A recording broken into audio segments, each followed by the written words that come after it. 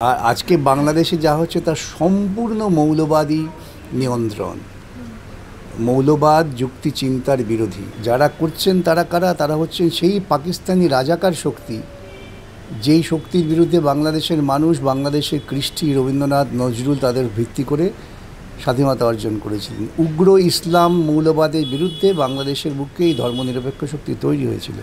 এই মৌলবাদী রায়ের ফলে ভারতবর্ষের বুকে মৌলবাদী যে হিন্দু মৌলবাদী শক্তি তারা উল্লসিত হবে।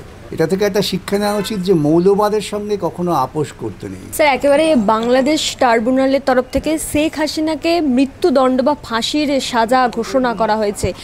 কি বলবেন, তার বিরুদ্ধে যা যা প্রমাণ বা যা যা অভিযোগ ছিল সেগুলো প্রমাণিত হয়ে গেছে?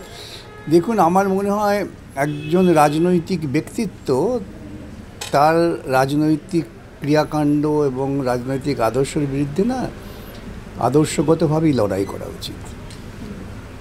ব্যক্তিগতভাবে সেই মানুষটাকে ফাঁসি দিয়ে প্রকৃতপক্ষে তাকে অমর করে দেওয়ার একটা পরিকল্পনা থাকে। আর আজকে বাংলাদেশে যা হচ্ছে তা সম্পূর্ণ মৌলবাদী নিয়ন্ত্রণ, মৌলবাদ যুক্তি চিন্তার বিরোধী। এই মৌলবাদী রায়ের ফলে ভারতবর্ষের বুকে মৌলবাদী যে হিন্দু মৌলবাদী শক্তি তারা উল্লসিত হবে। সেই জন্য আমি এই ধরনের রায়কে কখনোই বোধগম্য বলে মনে করি না। এই রায়ের পিছনে শেখ হাসিনার তরফ থেকে কি বলবেন, যে তার পক্ষে কি বলবেন, যে তার কি পরামর্শ নিয়ে বলবেন সে তার ব্যাপার।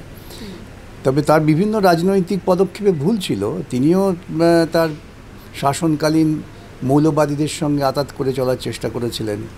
ওখানকার বাম গণতান্ত্রিক শক্তি কমিউনিস্টদের বিরুদ্ধে তার যে ভূমিকা, সে ভূমিকাটা খুব প্রশংসনীয় ছিল না। এটা থেকে একটা শিক্ষা নেওয়া উচিত যে মৌলবাদের সঙ্গে কখনো আপোষ করতে নেই, করলেই এই বিপদ হবে। এবং সেখানকার ইউনিসেফ সরকার কার্যত চাইছে যে এই শেখ হাসিনাকে বাংলাদেশ থেকে একেবারে মাইনাস করে দিতে।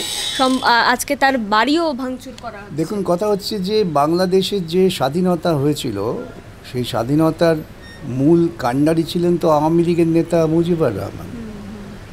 আজকে তো এই গুন্ডামি করে ইতিহাসকে তো মুছে দেওয়া যাবে না।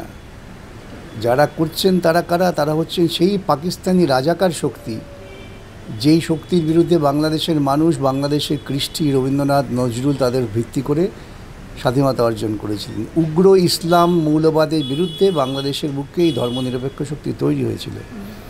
কিন্তু বাংলাদেশের বুকেও বেশ কিছু মৌলবাদী শক্তি ছিলেন যারা তখন চুপ করেছিলেন, তারা সুযোগ বুঝে মাথাচাড়া দিয়েছেন। সুতরাং বাংলাদেশের ঘটনা ভারতবর্ষের গণতান্ত্রিক মানুষের কাছে শিক্ষা যে মৌলবাদের সঙ্গে কখনো আপোষ করো না, কঠোরভাবে মৌলবাদের বিরোধিতা করো। এবং আজকের এই রায় বেরোনোর আগে থেকেই কার্যত উত্তাল ছিল বাংলাদেশ, এবং রায় বেরোনোর পরে যদি এই রায় না আসতো তাহলে এমনটাই শোনা যাচ্ছিল যে শেখ হাসিনার বিরোধী যারা আছে তারা কার্যত অনশনে বসতো। মানে না, অনশনে বসলে তো বুঝতাম একটা নির্দিষ্ট পদ্ধতিতে তারা করছেন না। আসলে তা তো নয়, তারা ধ্বংসাত্মক কাজ করবেন। মৌলবাদ তাই করে। আমরা দেখেছি কিভাবে মৌলবাদী তালিবানরা বামিয়ান ধ্বংস করেছে। আজকে সেই মৌলবাদীরা আফগানিস্তানে ক্ষমতায় আছেন। সেই মৌলবাদীদের সঙ্গে ভারতবর্ষের সরকার আঁতাত করছেন। সুতরাং ভারতবর্ষের মানুষকেও কিন্তু মৌলবাদের বিরুদ্ধে খুব স্পষ্ট এবং দৃঢ় অবস্থান নিতে হবে যদি ভবিষ্যতে গণতন্ত্রকে টিকিয়ে রাখতে হয়। এবং ভারত সরকার কার্যত শেখ হাসিনাকে প্রোটেকশন দিয়েই রেখেছে বলে। সেটা ধরুন আন্তর্জাতিক নিয়ম অনুযায়ী কেউ যদি রাজনৈতিক আশ্রয় চায় তাকে দেওয়া, সেটাও ভিন্ন কথা, আমি তার মধ্যে যাচ্ছি না। কিন্তু আমি যেটা বলতে চাইছি, ভারতবর্ষের সাধারণ মানুষের কল্যাণের কথা ভেবে, যে আপনারাও আগামী দিনের কথা ভেবে মৌলবাদের বিরুদ্ধে রুখে দাঁড়ান।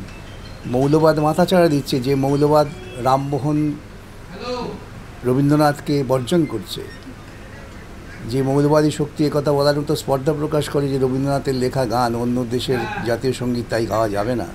এবং গতকালকে এই কথাই মনে পড়লো যে মধ্যপ্রদেশের যে উচ্চশিক্ষা, ইতিপূর্বে আমি নতুন কোনা, ইতিপূর্বে আমাকে বহুবার এরকম থ্রেট পাঠানো হয়েছে বিভিন্ন ভিডিও থেকে যে রামমোহন হচ্ছে ভারতীয় সভ্যতা, হিন্দু সভ্যতা বিরোধী, যেহেতু আমি রামমোহনের কথা বলতাম।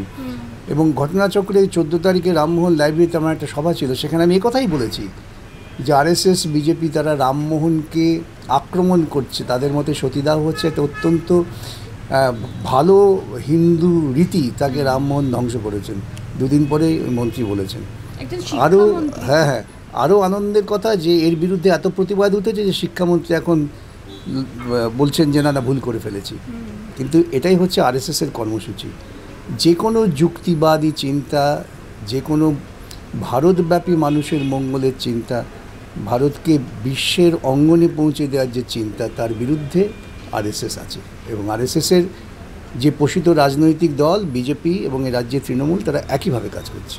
স্যার, এই ঘটনার পরে যেটা মানে আইন কি বলছে যে শেখ হাসিনা কি আন্তর্জাতিক ট্রাইব্যুনালে আপিল করতে পারবে? আইনে কি আছে আমি না জেনে বলতে পারবো না। আমার আইনটা তো আমার দেখা নেই, তবে আশা করি আপিলের একটা প্রভিশন নিশ্চয়ই থাকবে। কারণ এই বাংলাদেশ ট্রাইব্যুনাল তারা ঘোষণা করে দিয়েছে যে সেখানে শেখ হাসিনা কোনো অ্যাপিল করতে পারবেন না, ওখানে তো পারবেই না, ওখানে আপিল হবে কেউ নিশ্চয়। যদি আইনে অন্য কোথাও আপিলের প্রভিশন থেকে আমি না জেনে বলতে পারবো না। এবং এই দেশের বা এই রাজ্যের বলুন অনেক নকশালপন্থী বা অনেক বামপন্থীরা এটাকে সমর্থনও করছেন।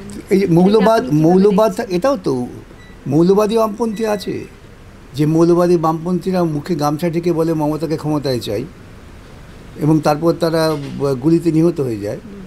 পশ্চিমবঙ্গের বুকে মাওবাদীরা, যারা একসময় গোটা জঙ্গলমহল জুড়ে সিপিআইএম কর্মীদের কতল করেছে, তারা সবাই তৃণমূলের এখন নেতা ওই অঞ্চলের। ছত্রধর মাহাতো যে অত বড় জ্ঞানেশ্বরী হত্যাকাণ্ড ঘটালো, সুচিত্রা মাহাতো, এরা সব কথা তৃণমূলে। সুতরাং আলট্রা লেফটিজমটা হচ্ছে এক ধরনের মৌলবাদ। সেই মৌলবাদ এবং রিলিজিয়াস মৌলবাদ তারা একই জায়গায় মিলিত হয়, তারই পরিণতি।